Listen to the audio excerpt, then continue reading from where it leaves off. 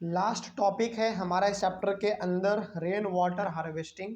ये हमारे इस चैप्टर का सबसे लास्ट वाला टॉपिक है और इसके बाद फिर ये चैप्टर हमारा कंप्लीटली खत्म हो जाएगा। ठीक है, रेन वाटर हार्वेस्टिंग ये आपके लिए बिल्कुल भी एक नया टॉपिक नहीं है, क्योंकि इसके बारे में आप पहले से भी जानते हैं। इसका सिंपल सा मतलब ये है कि रेन वाटर जो है, यानी कि जो बरसात का पानी है, आप उसको इकट्ठा करके रखो ताकि फ्यूचर में उसका हम लोग काम किस चीज़ के लिए कर सके, खेत में पानी डालने के लिए कर सके, गाड़ी को धोने के लिए कर सके, या फिर अपने घर के आगे पानी छिटना है तो उसके लिए आप कर सके। तो बेसिकली बरसात के पानी को इकट्ठा करना ही हमारा रेन वाटर हार्वेस्टिंग कहलाता है। अब आप जिस भी तरीके से बरसात के पानी को इकट्ठा कर लो वही हमारा कहलाएगा रेन वाटर हार्वेस्टिंग। तो इसका डेफिनेशन क्या हो सकता है, देख लो जरा ध्यान से। Rain water harvesting is collection and storage of rain water that runs off from rooftops, parks, roads, open grounds etcetera. यानी कि बरसात के समय में जो पानी बह के नदी नालों में चले जाते हैं उसको जाने से पहले आप रोक के रख लो बरसात के पानी को, वही आपका कहलाएगा रेन वाटर हार्वेस्टिंग। जैसे आपके छत के ऊपर पानी गिरता है ना, फिर से पार्क में पानी इकट्ठा होता है, सड़कों पे इकट्ठा होता है, खुले मैदान में पानी इकट्ठा होता है, उन सबको बह के नदी नाले में मत जाने दो, बल्कि उसको पहले ही इकट्ठा कर लो, गड्ढा खोद के या फिर किसी भी तरीके से इकट्ठा कर लो, वही आपका कहलाएगा रेन वाटर हार्वेस्टिंग। ठीक है, और बेसिकली रेन वाटर को बचाने का सबसे अच्छा तरीका ये है कि आप एक बहुत बड़ा गड्ढा खोदो, है ना, कुआं के जैसा, उतना बड़ा भी नहीं लेकिन ठीक ठाक खोदो, और उसमें सारा पानी रेन वाटर का आप इकट्ठा कर दो, है ना, वही आपका कहलाएगा रेन वाटर हार्वेस्टिंग। हालांकि ये ना जल्दी कोई करता नहीं है आज, क्यों मालूम है? क्योंकि कौन अपने घर के आगे पीछे उतना बड़ा गड्ढा खोदने जा रहा है? कोई फायदा है उस पानी का?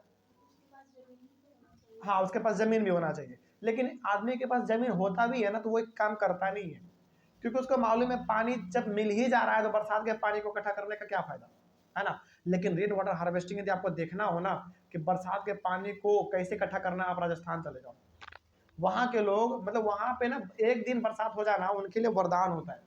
वरदान का मतलब हो गया कि वो लोग चाहते हैं कि एक दिन भी कम से कम साल में बारिश हो जाए। हालांकि राजस्थान में बारिश होते हैं, बिल्कुल ये कहना गलत होगा कि राजस्थान में बारिश नहीं होता, राजस्थान में बारिश होता है, लेकिन उस वाले एरिया में बहुत कम होता है जहाँ पे कि बहुत ज्यादा बालू है वाला एरिया है। अच्छा, हम लोग कहते हैं ना राजस्थान में पानी नहीं मिलता, बहुत गलत बात है। राजस्थान में पानी मिलता है, लेकिन राजस्थान में उस वाले हिस्से में पानी नहीं मिलता, उस वाले हिस्से में बारिश नहीं होता जहाँ पे कि बहुत ज्यादा धूल वाला एरिया है आपका, यानी कि जहाँ पे बालू आपको बहुत ज्यादा देखने को मिलता है। तो बेसिकली ये हम लोग नहीं करते हैं, लेकिन वो लोग ज्यादा इस चीज पे ध्यान देते हैं रेन वाटर को बचाने के लिए। खैर आगे बढ़ते हैं। In ancient India people had different techniques to harvest rainwater, ground water, river water and flood water. यानी कि एंशियंट इंडिया में, क्या से बहुत समय पहले, 400-500 साल पहले यदि आप चले जाओ इंडिया में, तो पानी को इकट्ठा करने का अपना अलग अलग तरीका, अपना अलग अलग अंदाज हुआ करता था।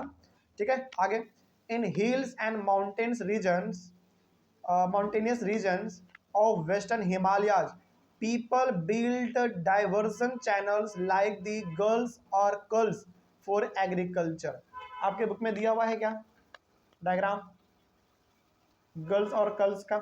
चलो कोई बात नहीं दिया हुआ है, कोई दिक्कत नहीं है, छोड़ो। इसका सिंपल सा मतलब आप समझो। अमृत बताएगा गर्ल्स क्या होता है और कल्स क्या होता है। रेन वाटर को बचाने का तरीका वाटर हार्वेस्टिंग है, लेकिन उसमें हम लोग करते क्या है, गर्ल्स और कल्स में बेसिकली गड्ढा टाइप होता है ना, गड्ढा हम लोग खोदते हैं, उसमें पानी को इकट्ठा करते हैं, ऐसा ही कुछ आप लोग समझ लो। ठीक है, चलिए आगे बढ़ते हैं। मतलब ये हो गया कि सिंपल सा, आप बेसिकली हिली एरिया में चले जाओ या फिर माउंटेन वाले एरिया में आप चले जाओ, तो लोग ना बहुत बड़े गड्ढे खोदते हैं और उसमें सारे पानी को एक जगह पर इकट्ठा कर देते हैं, और उन पानी को वो लोग बाद में एग्रीकल्चर के लिए इस्तेमाल कर लेते हैं। ठीक है, आगे बढ़ते हैं फिर। Rooftop rain water harvesting was commonly used in Rajasthan to store rain water for drinking. सोचो, क्या आप बरसात का पानी आज पी पाओगे बिहार, झारखंड, यूपी, मध्य प्रदेश में? बरसात का पानी आप पीना चाहोगे कभी? कभी नहीं। लेकिन राजस्थान के लोग बरसात के पानी को पीते हैं। सोचो, क्योंकि पानी का कमी है वहां पे। हम लोग क्यों नहीं पीते हैं? क्योंकि हमारे पास पानी का ऑलरेडी साधन है, नल चलाते हैं, पानी गिरने लगता है, तो क्यों पियेंगे भाई हम लोग, है ना। लेकिन वही चीज का जो जरूरत है, मतलब यही बरसात का पानी वरदान के तौर पे साबित होता है राजस्थान के लोगों के लिए। तो राजस्थान में नहीं, बरसात का पानी नमकीन कहाँ लगता है, ठीक लगता है। अरे नहीं, देखो राजस्थान, एक बात बताते हैं आपको, हम पूरे इंडिया में, हालांकि राजस्थान बहुत साफ सुथरा जगह है, तो वहाँ पे जो बरसात भी होता है ना, तो वहाँ का पानी अच्छा होता है। जैसे आप बिहार का बरसात आप देखना, हालांकि कभी आपको ऐसा मौका मिले तो ठीक है, नहीं तो कोई दिक्कत नहीं है, समझा देते हैं। बिहार में यदि आपको बारिश हो रहा है, आप उस पानी को पी नहीं पाओगे, क्योंकि वो हेल्दी पानी नहीं है, क्योंकि यहाँ पे पॉल्यूशन बहुत ज़्यादा है। राजस्थान बहुत ही साफ सुथरा जगह है, पोल्यूशन वहाँ पे बहुत कम है, साथ साथ वहाँ का जो बरसात है ना, वो बिल्कुल साफ पानी की तरह होता है, तो लोग उसको पीने के लिए भी इस्तेमाल कर लेते हैं। और मान लो यदि वो लोग नहीं भी उसको इकट्ठा करेंगे, तो भाई आप पियोगे क्या, तो मजबूरी है उनके पास, तो वो लोग पानी को उबाल के पीते हैं, ताकि उसका सारा कीटाणु जो भी होगा वो मर जाए। ठीक है, आगे बढ़ते हैं। तो राजस्थान में बेसिकली छत के ऊपर जो बरसात के समय में पानी इकट्ठा होता है, ये लोग उस पानी को इकट्ठा करते हैं और इसको पीने के लिए बेसिकली रखते हैं अपने घरों में भर के। ठीक है, आगे, in the flood plains of Bengal people developed flood channels to irrigate their fields. अब ये बंगाल का बात हो रहा है, बंगाल का फ्लड प्लेन वाला एरिया, मतलब जहाँ पे ज़्यादातर बाढ़ आता रहता है, तो बंगाल में जहाँ पे ज़्यादा बाढ़ आने वाला एरिया होता है, वहाँ पे इन लोगों ने फ्लड चैनल बना दिया, मतलब कि वहाँ पे इन लोगों ने अलग अलग रास्ता बना दिया है, ताकि बाढ़ का पानी वहाँ पे आएगा तो उस रास्ते से जाके कहाँ चला जाएगा, खेत में चला जाएगा, और खेत का पानी हमारा क्या हो जाएगा, यानी कि खेत में हमारा पानी इकट्ठा हो जाएगा। इकट्ठा होने का मतलब है खेत को पानी मिल जाएगा, सिंपल सा बात है। ठीक है, मतलब कि बाढ़ वाले पानी को भी ये लोग बर्बाद नहीं जाने देते हैं, बल्कि उसका ये लोग खेतों में इस्तेमाल कर लेते हैं, तो जो कि बिल्कुल एक अच्छा चीज़ है। अगला, in arid and semi arid regions agricultural fields were converted into rain fed storage structures that allowed the water to stand and moisten the soil। अब देखो, जहाँ पे बरसात बहुत कम होता है, यानी कि वो एरिया जहाँ पे बरसात थोड़ा बहुत कम होता है, मतलब उतना भी भयंकर अच्छा नहीं होता, जहाँ पे ठीक ठाक बारिश हो जाता है, वहाँ पे वो लोग ना बेसिकली अपने एग्रीकल्चरल फील्ड को कन्वर्ट कर देता है एक स्टोरेज टैंक के तौर पे। मतलब कि पूरे खेत में छोटा छोटा सा गड्ढा वो लोग खोद देते हैं, और उस गड्ढे में वो लोग बरसात के पानी को इकट्ठा करते हैं, और वो पानी वो लोग अपने खेत में ही रहने देते हैं, और बाद में वो पानी धीरे धीरे कहाँ पे पूरा जमा हो जाता है, अंडरग्राउंड में चल जाता है, जिसके वजह से उसके मिट्टी को लगातार पानी मिलता रहता है और उसका फसल अच्छा होता है।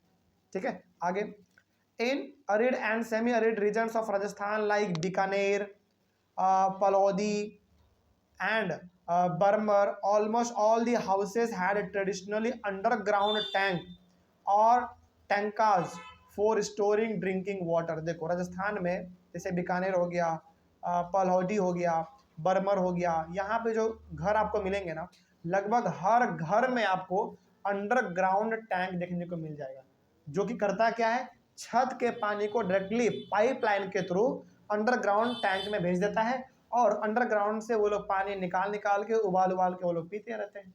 यहाँ पे देखो राजस्थान में ना ऐसा प्रैक्टिस इसलिए किया जाता है क्योंकि वहाँ पे पानी का कमी है, पानी का समस्या है, इसीलिए, नहीं तो कौन ऐसा करने जा रहा है ना। ठीक है, आगे बढ़ते हैं। The tanks could be as large as a big room. सोचो उन लोगों का जो टंकी होता है ना, एक रूम के जितना बड़ा टंकी होता है, क्योंकि वो लोग पानी इकट्ठा करना चाहते हैं बड़े लेवल पे, ताकि यदि साल भर बरसात ना भी हो तो पानी का जरूरत उसका कोई, मतलब पानी का उसको कभी कमी ना हो, तो उसका जो टंकी बनता है बेसिकली अंडरग्राउंड में, वो बिल्कुल एक रूम के जितना बड़ा हो सकता है, और होता भी है।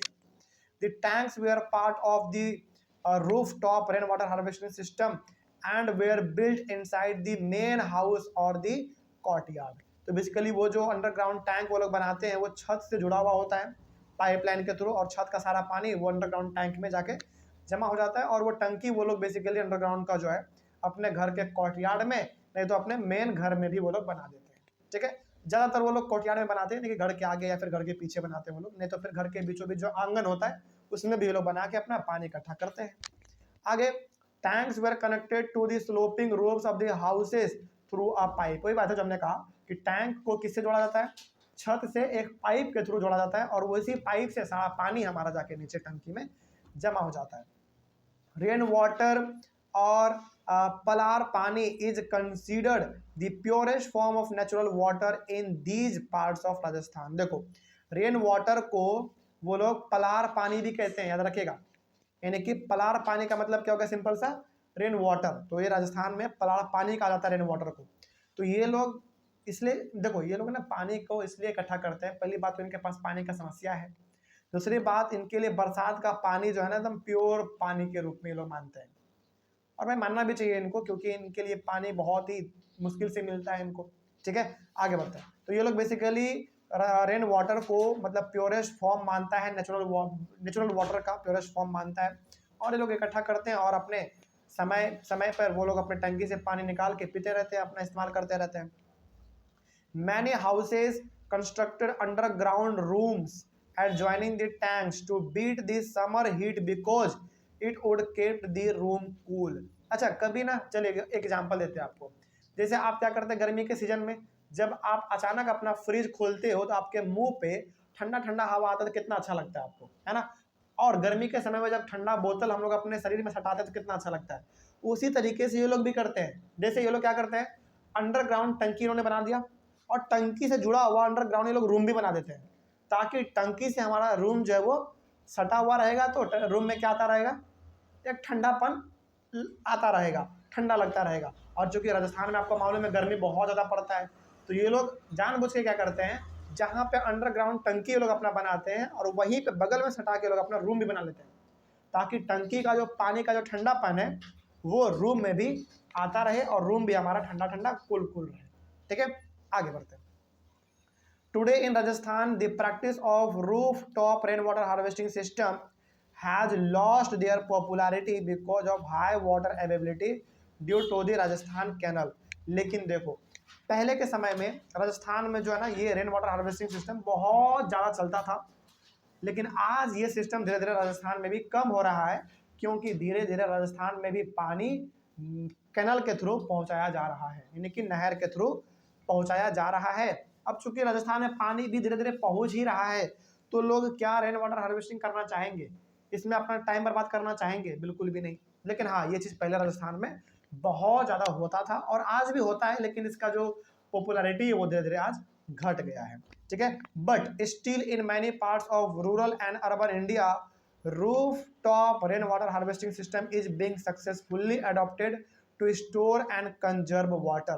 लेकिन आज भी इंडिया में राजस्थान के अलावा ऐसे बहुत सारे स्टेट हैं जहाँ पे कभी पानी का कमी पड़ता है, तो वो लोग पानी का जरूरत रेन वाटर हार्वेस्टिंग से कर लेते हैं, यानी कि अपने छत के ऊपर वो लोग अपना एक पाइप लगा के रखते हैं और घर के नीचे एक अंडरग्राउंड टंकी बना देते हैं, ताकि वो सारा बरसात का पानी टंकी में जाके इकट्ठा हो जाए। हालांकि ये सिस्टम आज बहुत ही कम हो गया है, लेकिन हाँ आज भी इंडिया में से बहुत सारे स्टेट हैं, गांव के साथ साथ शहर भी ऐसे हैं जहां पे ये सिस्टम आज भी फॉलो किया जा रहा है डेली।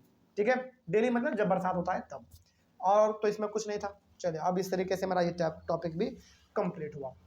अब क्या इस चैप्टर में कोई दिक्कत आप लोगों को? बड़ा सिंपल चैप्टर था, इसको आप रिवाइज कीजिएगा, चूँकि 4 पेज का ही था, तो इसको आप रिवाइज करेंगे टाइम टू टाइम, तो आपका ये अच्छा खासा इसमें पकड़ बन जाएगा।